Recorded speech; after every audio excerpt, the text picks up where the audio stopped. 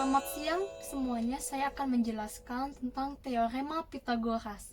Bagaimana ceritanya teorema ini dinamakan Pythagoras?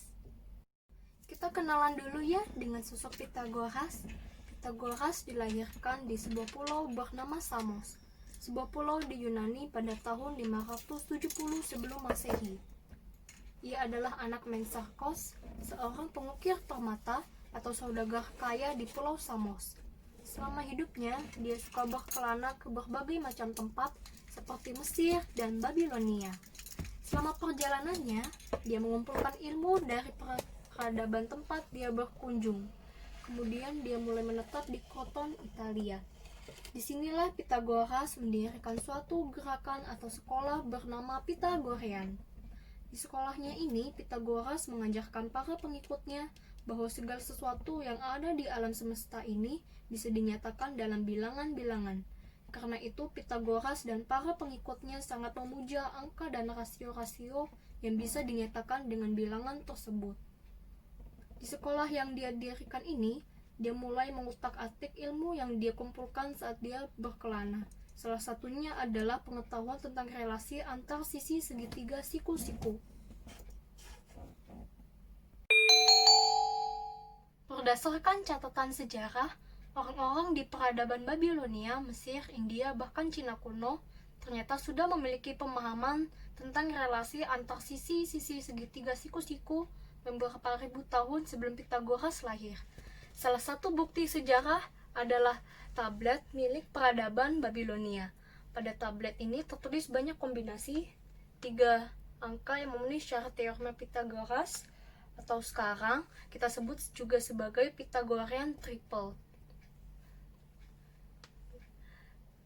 Bayangkan teman-teman bagaimana caranya peradaban kuno tersebut bisa membangun bangunan seperti piramida kalau bukan memakai pengetahuan relasi antar sisi segitiga siku-siku.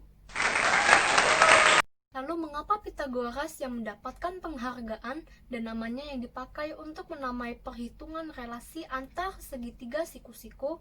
Pythagoras mendapat penghargaan atas teorema ini karena dia dianggap sebagai orang yang membawa pengetahuan tersebut ke peradaban Yunani yang selanjutnya menjadi pusat ilmu pengetahuan pada zamannya. Pythagoras juga diusung sebagai yang pertama kali berhasil mendokumentasikan serta membuktikan teorema ini secara sistematis. Sekarang mari kita buktikan teorema Pythagoras ini dengan dua cara. Cara pertama dengan pembuktian sisa luas di persegi. Saya memakai 2 kertas warna putih A4 yang saya potong panjangnya menjadi 21 cm. Sedangkan sisi lebarnya tidak perlu dipotong, memakai standar ukuran kertas A4 21 cm. 8 segitiga siku-siku yang berukuran sama persis. Sisi A panjangnya 9 cm, sisi B 12 cm, dan sisi C 15 cm. Kita susun segitiga siku-siku di atas kertas warna putih di posisi seperti ini. Kemudian kita ambil kertas putih yang satunya dan kita susun segitiga siku-siku di atasnya dengan posisi seperti ini. Pastikan ujung siku-siku segitiga tepat pada ujung siku kertas putih. Kita bisa lihat di sini bahwa sisa luas di kertas putih yang tidak tertutup 4 buah segitiga pada 2 kertas ini besarnya sama. Pada kertas yang pertama ini, sisa luas kertas putih didapat dari A kali A ditambah B kali B. Pada kertas yang kedua, sisa luas kertas putih yang tidak tertutup 4 buah segitiga adalah persegi C kali C. Jadi inilah pembuktian A kuadrat ditambah B kuadrat sama dengan C kuadrat. Cara yang kedua dengan luas bangun yang dihasilkan dari kuadrat panjang masing-masing sisinya. Panjang sisi A adalah 3, panjang sisi B adalah 4. Jika sisi A dan B bertemu pada sudut 90 derajat, maka panjang sisi C pasti 5 persegi. Ketika panjang sisi yang A yang 3 persegi juga mempunyai lebar 3 persegi, maka akan ada 9 persegi pada sisi A. Panjang sisi B 4 persegi dengan lebar 4 persegi akan menjadi 16 persegi. Jika lebar C adalah 5 persegi dan panjangnya 5 persegi juga, hasilnya sama dengan 25 persegi. Maka itu membuktikan bahwa C kuadrat sama dengan A kuadrat ditambah B kuadrat. Yang dimaksud dengan triple Pythagoras adalah 3 bilangan bulat yang memenuhi aturan Pythagoras. Rumusnya adalah A kuadrat tambah B kuadrat sama dengan C kuadrat.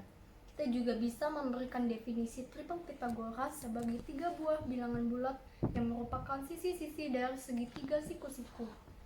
Yang perlu diperhatikan adalah angka-angka dalam triple Pythagoras adalah bilangan bulat dan bukan bilangan pecahan.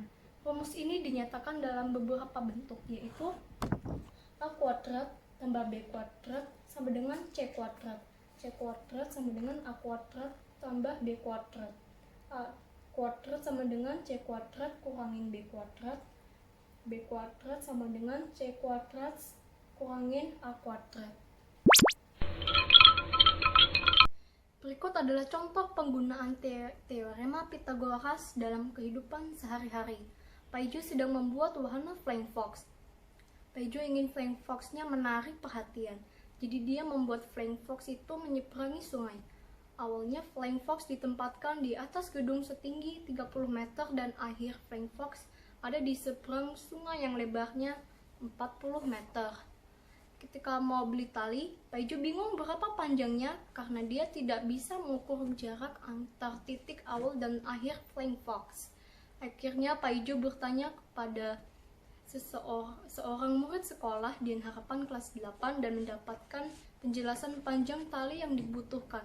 Om Paijo, untuk teorema Pythagoras, A kuadrat ditambah B kuadrat adalah C kuadrat. Tinggi gedung adalah 30 meter dan lebar sungai 40 meter.